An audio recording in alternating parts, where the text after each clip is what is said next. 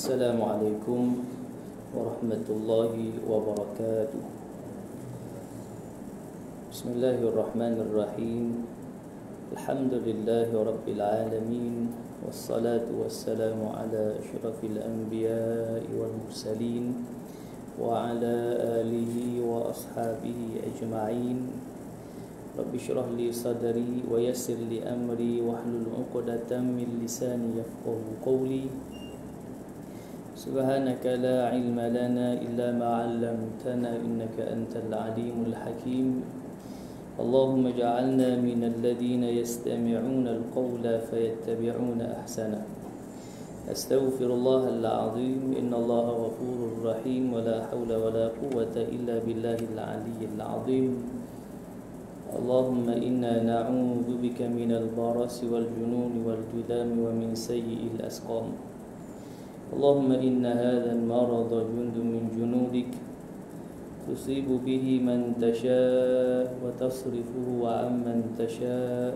Allahumma fasrif wa anna wa an buyutina wa an ahlina wa azwajina wa dararina wa biladina wa biladil muslimin واحفظنا مما نخاف ونهذر فأنت خير حافظا وأنت أرحم الراحمين. استغفر الله العظيم إن الله غفور رحيم ولا حول ولا قوة إلا بالله العلي العظيم. أما بعد. Muslimin muslimat rahimakumullah. Pertamanya kita merafakkan kesyukuran kepada Allah Subhanahu wa taala dengan limpah kurnia, izin, inayah, hidayah dan taufik darinya. Kita masih lagi diberikan ruang dan peluang untuk kita hadir ke surau, dan insya-Allah kita akan menyambung kembali kuliah dengan menggunakan kitab Aqidatun Najin fi Ilmi Usuluddin.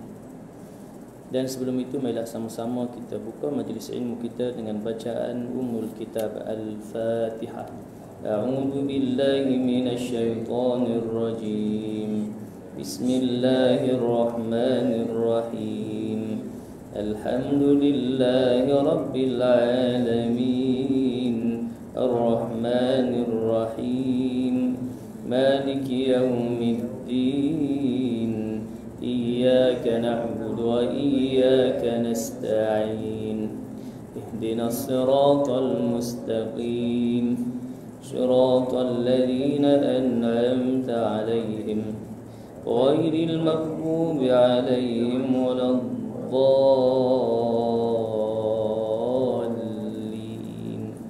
Amin.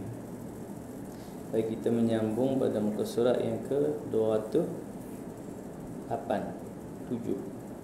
Waktu cerita panjang tu kan. Baik, jadi kita buka balik 207 lah, kita ambil ayat tu. Faqala al-muallif rahimahullahu ta'ala wa nafa'ana bi 'ulumihi fid dharain amin amin Allahumma amin.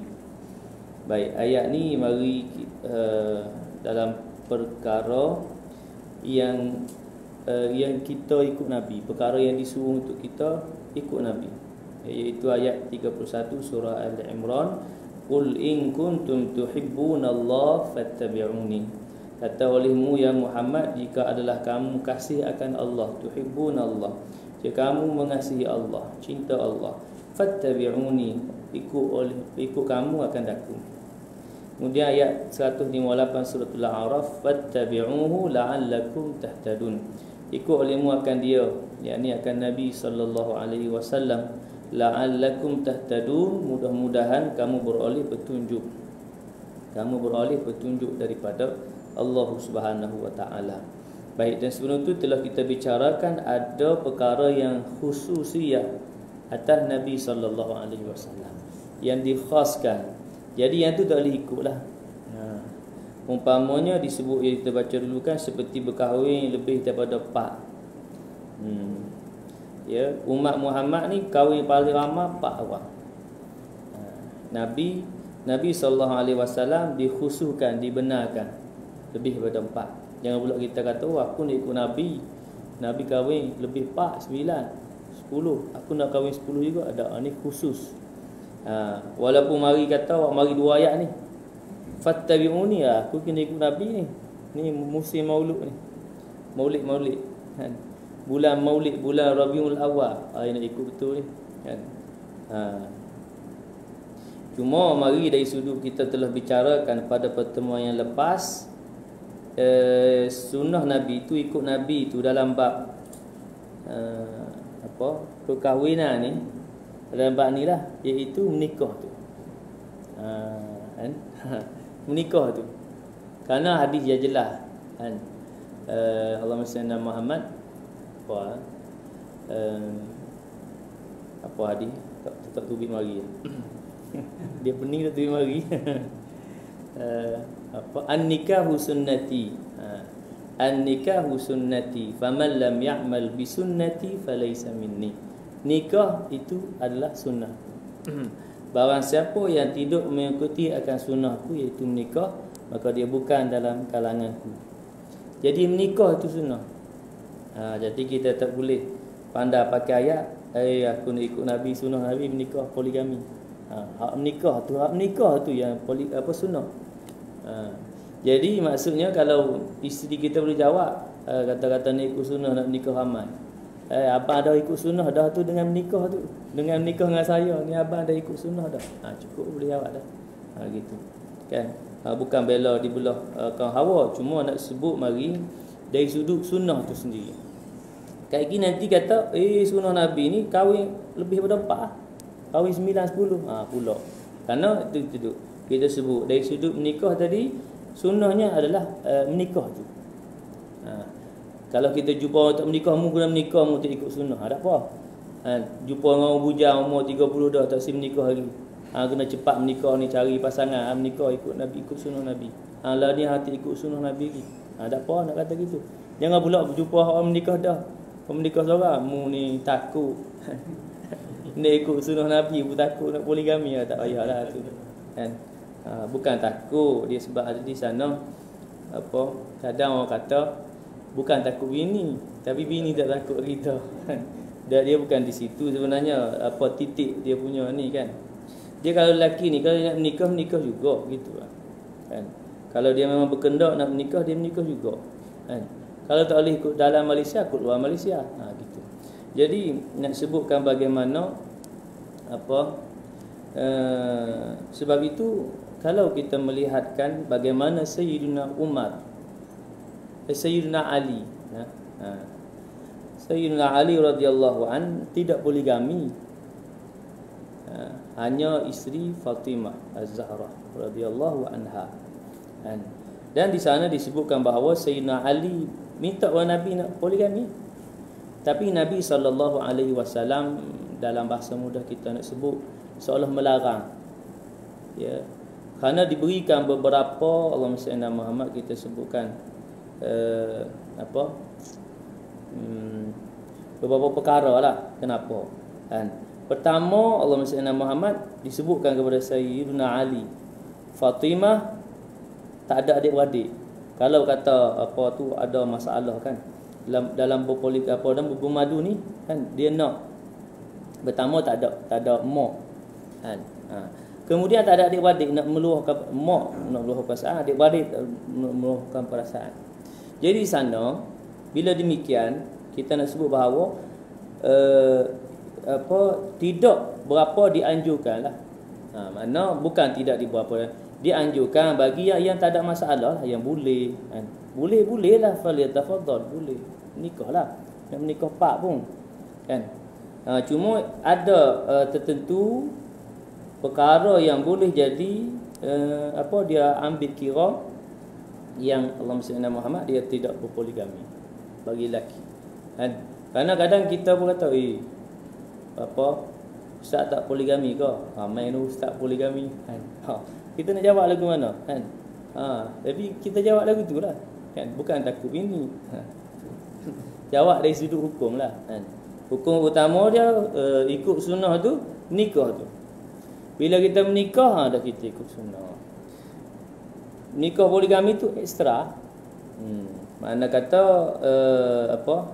perkara yang boleh kita nak berlebih ada. Macam kita nak makan.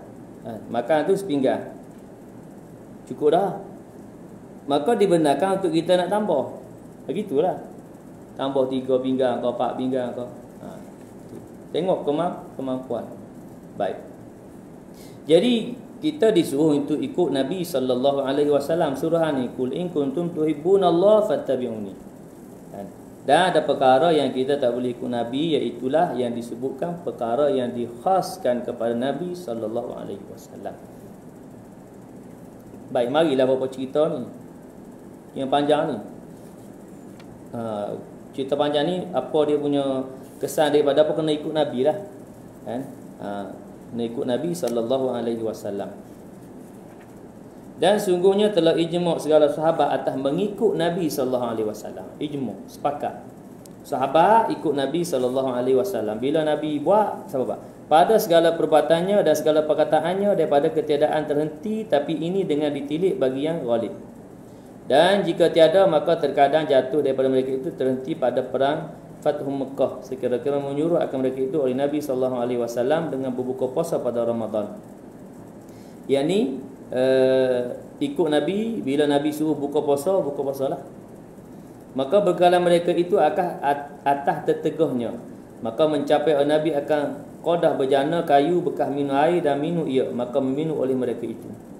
Ini dalam Fathu Mekah dalam bulan Ramadan, bulan puasa, ketika itu berpuasa, maka Nabi SAW menyuruh sahabat berbuka. Masa tu sahabat tak buka lagi. Sehinggalah Nabi SAW sendiri berbuka puasa. Kan? Maka para sahabat pakat ikut berbuka puasa. Baik. Yang ni yang pandangan mengatakan bahawa ni dalam musafir kan, perjalanan. Pandangan yang ambil pandangan ni, dia hanya semata ambil pandangan ni, ia kata wajib buka puasa musafir. Ni saja pandangan ni. Dia berpegang pada pandangan ni saja. Kerana ada lagi dalam perjalanan musafir yang lain dalam bulan puasa, yang mana Nabi SAW tidak berbuka puasa. Jadi pada pandangan yang kita nak sebut jumhur, melihat kepada keadaan musafir, pemusafiran tu, maka kita nak sebut kesimpulan yang diambil, iaitu dalam keadaan ni Fathu Mekah ni sangat perlu untuk buka puasa. Itu. Sekira mana tidak buka puasa boleh menimbulkan mudarat, boleh membawa mudarat. Jadi sebab itu Nabi SAW menyuruh sahabat berbuka puasa. Dan ada ketika yang lain Nabi tidak suruh sahabat buka puasa, kerana boleh jadi pada 3 dasar itu boleh terus untuk berpuasa dalam pada tidak membawa mudarat. Jadi kesimpulan diambil dalam musafir tadi ni, pilihan lah.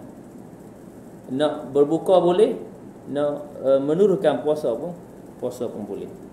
Jadi pandangan yang keras sikit sini kita sebut tadi, iaitu bila musafir wajib buka puasa. Ni kerana pegang ni saja. Pasal nampak keras tu kan, Nabi suruh, kemudian Nabi sendiri berbuka puasa. Baik. Tetapi jumhur dalam meletakkan pandangan ni, iaitu tadilah, kerana kesimpulan pada kisah ni hak suruh Nabi suruh buka puasa ni, iaitulah sekira mana tidak buka puasa boleh menimbulkan, boleh membawa mudarat. Macam tu. Baik. Kemudian, dan pada Ghazwah Hudaibiyah, sekiranya menyuruh Nabi akan mereka itu dengan menyembelih dan bercukur, maka tiada beban oleh mereka itu kerana menghabisi mereka itu dalam tafakur pada barang yang jatuh ia daripada masyaqqah. Dan yang demikian itu bahawa Nabi SAW datang ia serta segala sahabatnya kerana mengerjakan umrah, dan berhenti sekalinya itu dengan terlebih jauh daripada Hudaibiyah, maka menegur akan mereka itu oleh musyrikin daripada masuk Mekah. Ni nak musyrikin melarang masuk Mekah, menegur. Maka menyuruh Nabi SAW akan Uthman bin Affan dengan surat kiriman kepada segala yang mulia-mulia daripada Quraisy. Maka dihantar Sayyidina Uthman bin Affan untuk bawa surat ni nak berdamai lah. Minta supaya diberikan jalan lah untuk nak pergi ke Mekah melaksanakan umrah. Baik. Kemudian kirim Sayyidina Uthman dengan surat kiriman kepada pembesar-pembesar Quraisy, memberitahu ia akan mereka itu dengan bahawa sungguhnya datang ia kerana hendak mengerjakan umrah. Tiada kerana perang. Nak pergi ni nak pergi umrah, bukan nak pergi perang. Maka mengutus oleh mereka itu atas bahawa tiada boleh ia masuk Mekah pada tahun ini. Musyrikin Quraisy menghalang. Kerana kita sebutkan permusuhan tadi ni, mereka isytihar perang tadi ni musuh, jadi tak mau bagi masuk Mekah, tak mau bagilah umrah pun. Kemudian melontar oleh seorang lelaki daripada salah seorang daripada dua firqah itu atas satu firqah yang lain. Maka jadilah antara kedua itu berperang lontar dengan anak panah dan dengan batu. Maka memegang oleh Rasulullah SAW akan setengah kufar, dan memegang oleh mereka itu akan Uthman radhiyallahu an. Dan dimasyhur oleh Iblis bahawasanya membunuh oleh mereka itu akan Uthman. Maka bersabda Nabi SAW, sentiasa kami pada tempat ini hingga kami tunaikan akan mereka itu perang. Dan menyuruh ia ke manusia di sipong kayu kerana hendak mubaya'ah, berjanji. Yang ini berjanji atas sabar bagi berperang hingga mati, atau atas bahawa tiada lagi mereka itu. Maka mubaya'ah oleh mereka itu, dan dia atas demikian itu.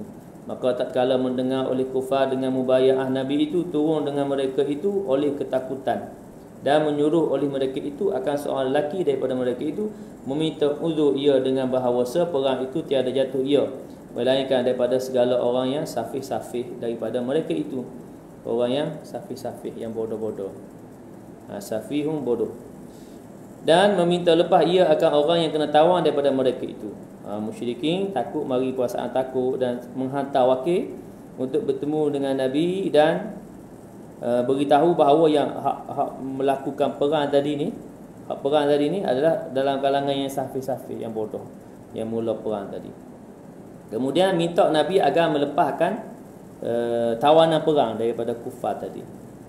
Maka sabda Nabi SAW, aku tiada aku lepas mereka itu hingga kamu lepaskan sahabatku. Sayyidina Uthman tadi ditawan. Maka tak berkata oleh demikian lelaki, engkau insaf akan kami, yakni engkau mengadilkan akan kami. Maka bangkit ia kepada mereka itu, maka melepas oleh mereka itu akan Sayyidina Uthman dan jamaah daripada muslimin.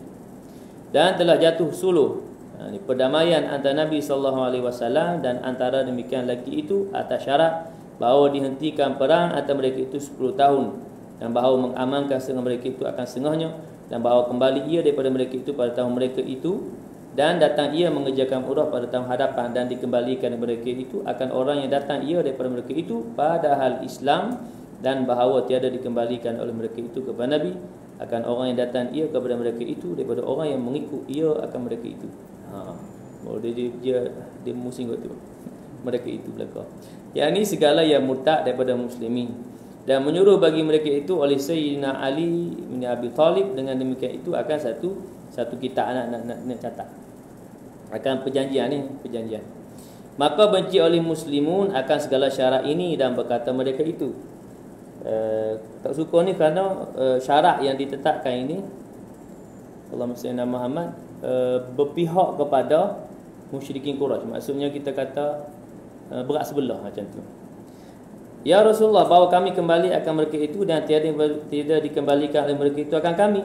Maka sabdanya, bahkan adapun orang yang lari daripada kita kepada mereka itu, maka telah menjauh akan dia oleh Allah Ta'ala, dan orang yang datang daripada mereka itu kepada kita, maka lagi akan dijadikan oleh Allah Ta'ala baginya akan kelepasan dan tempat keluar. Kemudian bersabda Nabi SAW bagi segala sahabatnya, berdiri oleh kamu, maka berjembelih oleh kamu, dan bercukur oleh kamu. Kena tahalu. Telah berkata rawi, demi Allah tiada berdiri daripada mereka itu seorang hingga bersabda ia akan demikian itu 3 kali. Maka tak kala tiada berbuat oleh mereka itu, masuk oleh Nabi atas Ummu Salamah, dan bersabda ia, telah binasa segala muslimun. Aku suruh akan mereka itu bahawa bercukur mereka itu dan menyembelih oleh mereka itu, maka tiada berbuat oleh mereka itu. Maka berkata Ummu Salamah, ya Rasulullah, jangan kau cerca akan mereka itu, maka bahawasanya masyaqqah atas mereka itu oleh suluh ini. Berat hati. Ya, para sahabat ni berat nak terima akan perjanjian suluh tadi. Ya, perjanjian Allahumma salli ala Hudaybiyah tadi. Berat. Ya, pasal berat sebelah kan. Keluar olehmu, dan jangan engkau berkata-kata akan seorang hingga engkau berbuat akan yang demikian itu. Maka keluar ia, maka menyembelih ia dengan tangannya, dan menyuruh ia akan tukang cukurnya. Maka taklah melihat oleh mereka itu akan begitu, berdiri oleh mereka itu dan menyembelih mereka itu, dan jadilah setengah mereka itu bercukur akan setengahnya, hingga hampir berbunuh-bunuhan oleh setengah mereka itu akan setengahnya, seperti barang yang tersebut dalam hadis Bukhari. Baik.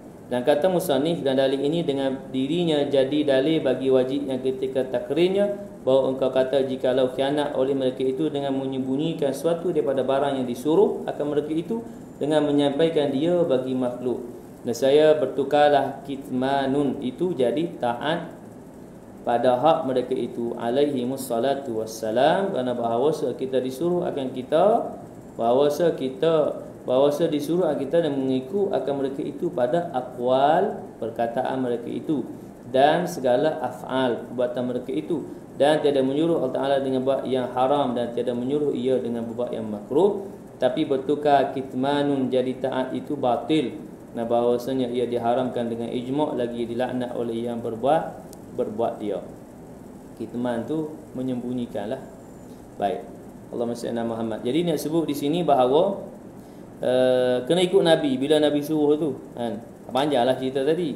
Walaupun di sana ada tika dan saat sahabat tak mau ikut.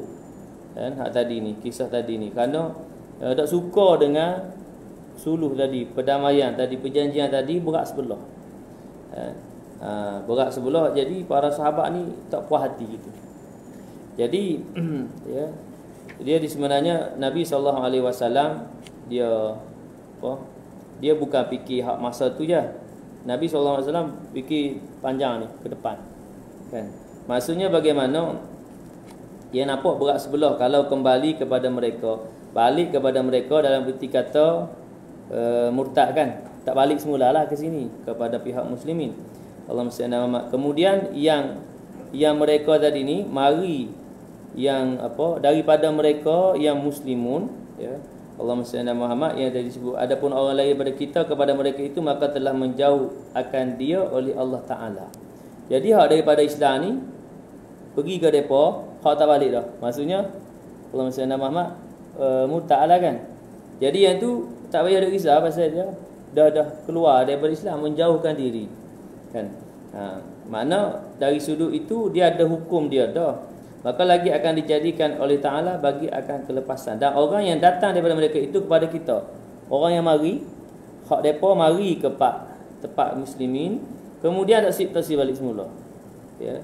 Kerana apa? Kerana Allah Subhanahu Muhammad, Allah Subhanahu Wa Ta'ala memberikan kelepasan dan tempat keluar bagi mereka. Maknanya mereka itu memeluk Islam. Baik. Kemudian ada perkara yang lain lah, umpamanya berkaitan dengan umrah dan sebagainya lah ya, bermusafir ke Makkah untuk umrah. Baik. Jadi di sana akhirnya para sahabat ikut jugalah ya. Tatkala mana Nabi SAW sendiri melakukan ya, Nabi sendiri sembelih, kemudian Nabi bercukur, kemudian para sahabat pun cukurlah. Ikut sembelih kemudian bercukur.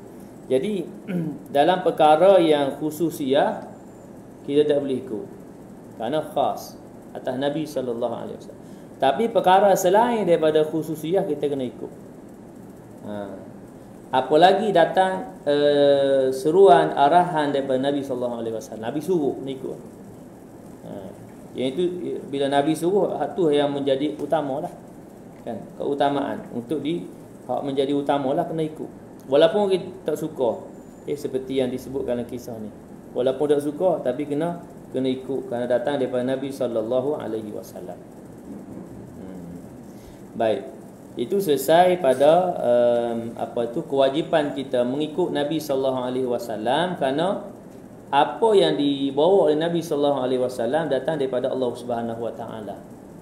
Syariat tu datang, wahyu datang, ilham ya, datang daripada Allah Subhanahu Wa Ta'ala, maka ia adalah amanah ya.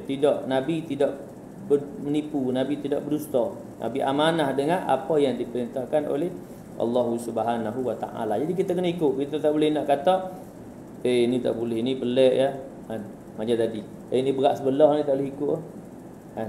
Ada pasal amanah Nabi SAW, kerana Nabi boleh jadi dalam perkara perdamaian tadi ni ada ilham daripada Allah Subhanahu Wa Ta'ala. Ya, pada kita nampak tak betul ni, berat sebelah ni kan, tidak memberi win-win situation, menang-menang tak ada ni, kalah ni dalam damai berkalah. Tapi bagaimana Nabi terima kan, kita fikir logik akal pun tak boleh terima. Ada pasal Nabi, kelebihan dia Allah Subhanahu Wa Ta'ala memberikan ilham bagaimana nak menyelesaikan masalah. Kita fikir ikut kepala otak kita. Ikut Allahumma salli ala Muhammad, akal kita lah kan. Gitu. Sebab Nabi SAW manusia pilihan. Jadi kena ikut melekan satu je bab, tak boleh ikut yang khas atas Nabi SAW. Kemudian dalil harus a'rad basyariyah atas segala rasul. Diri apa manusia tu. Wa amma dalilu jawazil a'radil basyariyah alaihim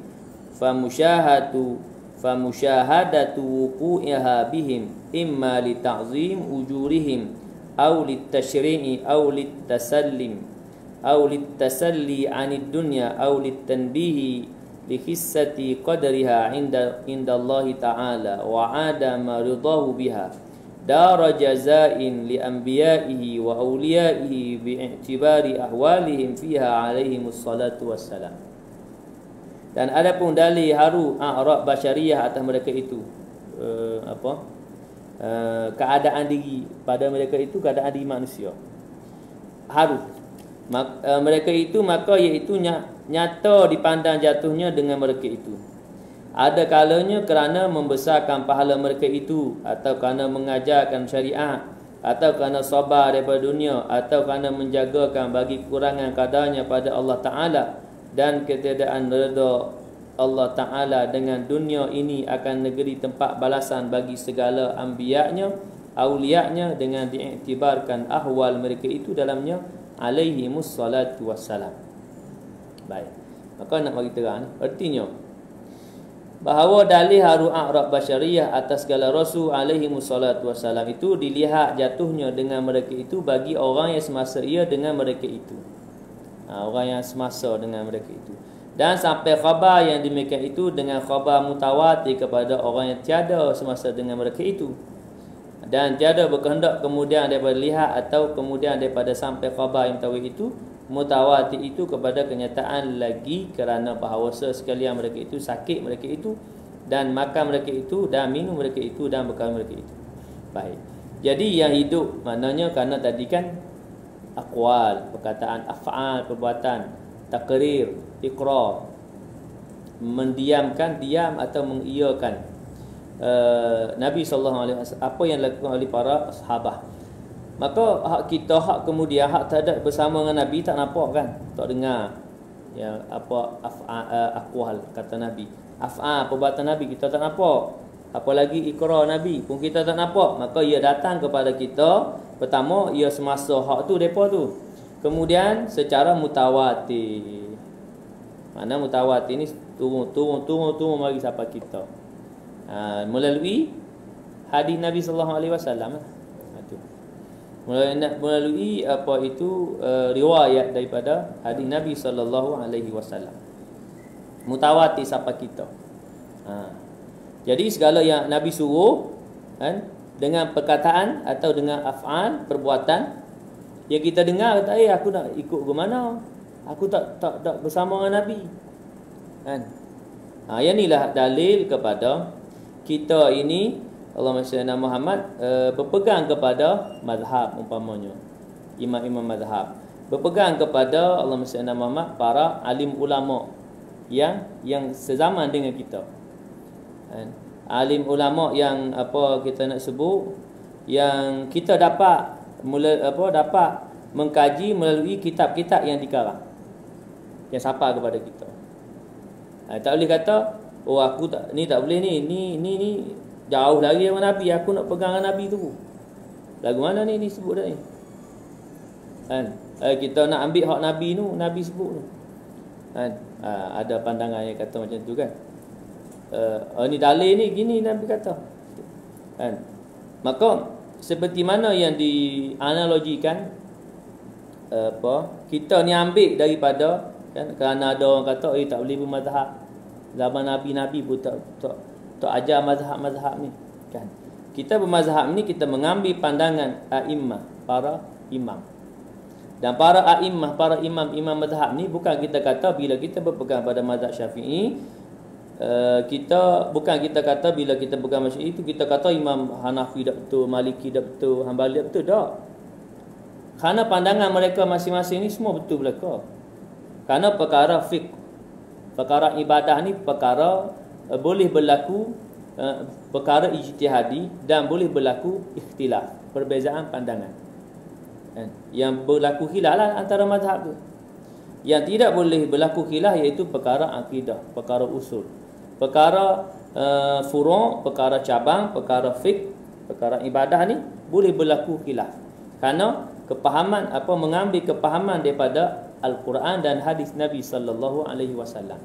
Kalau kita hidup jauh ni 1400 tahun lebih, nak berpegang kepada satu hadis yang kita tak tahu asbabul wurud, bagaimana hadis itu, ya, keluarnya hadis itu bagaimana, maka kita kena berpegang kepada Allah Subhanahu a'immah yang yang mengkaji akan asbabul wurud dia, ya.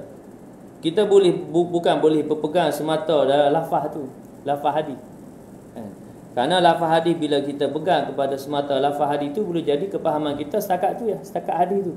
Wah, ada perkara yang lain macam tadi kisah Nabi SAW suruh buka puasa ketika Ramadan, ketika Fathu Makkah. Awal sahabat tak mau buka puasa, maka Nabi mula dulu buka puasa, maka sahabat semua pakai ikut, pasal ikut Nabi. Maka berpegang, kalau hanya berpegang kepada hadis tu, nampak wajib. Jadi sebab itu ada pandangan yang meletakkan bahawa bila musafir wajib buka puasa. Ini pegang pada hadis ni. Wah, ada hadis lain lagi. Sebab itu, ya, dalam perkara umpamanya kalau dalam Al-Quran dia panggil nasikh mansukh, nasakh atau nasikh wal mansukh. Ada ayat hukum yang dia mula awal turun ayat hukum yang ni. Kemudian datang ayat hukum yang seterusnya, hukum dia memasukkan ayat yang ni. Jadi sebab itu kita tak boleh baca diri, baca ambil faham baca. Ya ayyuhallazina amanu la taqrabus salata wa antum sukara hatta ta'lamu ma taquluna. Orang yang beriman, jangan kamu menghampiri sembahyang ketika kamu mabuk. Hatta ta'lamu ma taqulun, sehingga kamu tahu, sedar apa yang kamu kata, lafaz. Jadi kita baca ayat ni kata tak boleh mabuk dekat anak sembahyang je. Kalau gitu zuhur tu pukul 1, aku mabuk lah pukul 7, okey lah. Contohlah. Itu pukul 12 hilang mabuk, okey. Wahai ayat tu hukum dia, ayat adalah hukum dia telah dimasukkan dengan ayat yang lain. Ya ayyuhalladzina amanu innamal khamru wal maisir wal ansab wal azlamu rijsun min amali syaitani fajtanibu la'allakum tuflihun. Ayat tu ayat haram. Kerana proses pengharaman arak ni berperingkat, ada 3 peringkat. 3 peringkat ayat yang turun. Kerana dilihat bahawa masyarakat Arab ni minum arak ni biasa, nak mengharamkan itu, maha bijaksananya Allah dalam proses pengharaman tu peringkat. Mula-mula kata wa ithmu ma akbaru min naf'ima, buruk banyak daripada manfaat. Hawa boleh jadi sehari-hari 7 gelas. Banyak sangat aku. Sehari 3 gelas. Hak awal sehari 3 gelas. Mari ayat tu, ni banyak buruk ni. Tinggal segelas. Kurang segelas jadi 2 gelas. Tu. Kemudian mari pula ayat jangan kamu menghampiri sembahyang ketika mabuk. Kurang pula segelas, tinggal segelas. Kemudian baru turun ketiga, sungguhnya al-khamr wal maisir wal ansab. Khamar minum arak, wal maisir berjudi, wal ansab menyembah berhala, rijsun min amali syaitan, daripada perbuatan syaitan. Fajtanibu, hendaklah kamu menjauhinya. Baru tinggal. Jadi tidaklah membebani ataupun memberi beban kepada masyarakat Arab ketika itu yang menjadi kebiasaan. Jadi atas apa perkara kebiasaan yang kita nak tinggalkan, kena perikat kok. Ni yang Allah ajar. Kebiasaan yang tak molek lah. Umpamanya kita beri contoh, maafkan saya merokok kan. Merokok kan. Ada orang kata payah nak tinggal rokok. Boleh, kata dia. Kalau sehari-hari sekotak banyak sangat kot. Sehari-hari kita beri sikit-sikit lah. Sehari-hari 3 batang lah kita kata. Tu seminggu kurang lah jadi 2 batang. 2-3 minggu pula kurang pula jadi sebatang. 3-4 minggu pula tak ada turun. Dia proses ikat. Tu. Pasal hak menjadi kebiasaan nak tinggal payah. Itu bijaksana Allah Subhanahu wa taala pengharaman arak tadi tu peningkat. Ayat tu ada, cuma hukum dah dimansuhkan. Ayat hukum tu dimasukkan dengan ayat hukum yang sesungguhnya. Jadi baik itu kita dalam perkara ni kita kena berpegang kepada para mujtahid, a'immah, ya, para imam mazhab. Kita betul kita bermazhab, ya, kerana kita sendiri nak cari dalil pakai pensang gitu kan. Nak cari dalil hak ni pun kita baca pun pening ya kan. Nak bicara nak dalil sendiri pakai gitu Baik. Mana tadi? Jauh jalan. Itu tadi. Baik. Jadi yang ni secara mutawatir sampai kepada kita. Jadi kita daripada guru tu lah. Ni ada orang kata tak boleh pegang pada guru ni, pegang tu rumah Nabi Pasal Nabi sumber dah kan, hadis wahyu tu rumah Nabi dan hadis daripada Nabi. Nak pegang tu rumah Nabi. Maka dia analogi cantik oleh seorang ulama. Kalau nak pegang tu rumah Nabi kan, ada seorang yang pegang tadilah, pegang tu rumah Nabi, pergi tanya tu guru, seorang tu guru alim ulama. Maka bila tanya tak jawab, tu guru jawab. Tu mari dah air. Mari dah air, seteko air. Tak mari gelas. Kan? Lepas tu pelik hak mari tanya ni, mana gelasnya? Gelasnya tak mari gelas. Biasa dah hang kata tak perlu pada tu. Ni para a'immah, para imam mujtahid semua ni. Rumah Nabi tu macam hang ambil tu daripada teko. Nak minum ke mana? Pelik lah kan? Jadi para a'immah itu sebagai jalan daripada teko tuan dulu mari sini. Air sama tak? Air tu juga. Ilmu sama tak? Ilmu tu juga. Sama sebab tadi mutawatir turun kepada kita. Dan air tadi tu tuang kepada gelas. Adakah daripada hak teko tadi tuang mai gelas, mari di gelas air lain? Tak lah, magic lah. Pelik lah. Air ni air sirap, tuang mari jadi kopi. Ada? Ada. Bila ada daripada air sirap ni, tuang mari sini sirap jugalah. Atau kopi tuang mari sini kopi jugalah. Jadi gitu kaedah. Ya, analogi yang cantik lah nak sebut gitu. Kan? Sebab seolah demikian meletakkan bahawa para imam mujtahid ni mereka ni bukan golongan yang diiktiraf ilmu dia lah. Ya. Kalaulah mereka itu tidak diiktiraf ilmu, kalau kita kata pasal apa, kita lagi lah. Kita nak pegang dengan Nabi lagu mana kita hidup jauh dengan Nabi ni. Kita nak cari sumber macam mana. Jadi sebab itu disebutkan ini sebagai dalil lah, ya, yang kita berpegang kepada mazhab, ya, kerana lemahnya kita dalam nak dapat dalil sendiri tu. Nak pegang dalil sendiri dan nak kupas dalil itu sendiri. Nak pegang dalil, kemudian nak buat keluar dalil, nak kupas dia sendiri. Itu pentingnya para imam mujtahid. Baik, tapi hari ni mudah ya kata. Ini mubah ni mana dalil? Bawa duit dalil. Dalil ni cukup pada orang yang ada apa kita sebutkan autoriti dia lah. Para mufti kan, yang buat keluar dalil-dalil tertentu. Kita cukup Allah Sayyidina Muhammad mengikut. Bila golongan yang ada kuasa autoriti dalam nak keluar fatwa itu kita pegang. Kan? Kalau begitu tak perlu ada mufti, tak perlu ada qadi. Kan? Pasal tak perlu Nabi tu. Kan? Padahal ada banyak perkara yang disebutkan sebagai suasana hari ni punya, kan, yang tidak berlaku di zaman Nabi sallallahu alaihi wasallam. Cuma dalil daripada mereka ni pun, dalil mereka tu yang banyak mari qiyah hanya pun semua rujuk balik kepada dalil Quran dan hadis. Tu. Demikianlah penjarakan sosial ni. Zaman Nabi ada? Tak ada. Bid'ah belakang ni. Saya jawab macam mana? Payah aku nak jawab. Kan? Tapi kita jawab macam tadi lah. Ad-darurah tubihul mahzurat. Perkara mudarat mengharuskan yang dilarang. Perkara mudarat. Jadi apa pun perkara mudarat mengharuskan perkara yang diharam, haram yang dilarang. Penjarakan ni tak dilarang, bukan perkara yang sangat dilarang. Walaupun dalam sembahyang berjemaah itu disuruh untuk merapatkan saf. Adakah dengan tidak merapatkan saf jemaah itu apa? Tidak sah jemaah? Tak. Dia kena tengok balik. Hatta mari jemaah selas, dia mari lewat macam mana? Ni dua sah. Kemudian dia mari-mari tu imam dah rukuk dah, dia pun mayang dari sana. Tu, hujung tu. Allahu akbar rukuk tu. Boleh boleh dikira.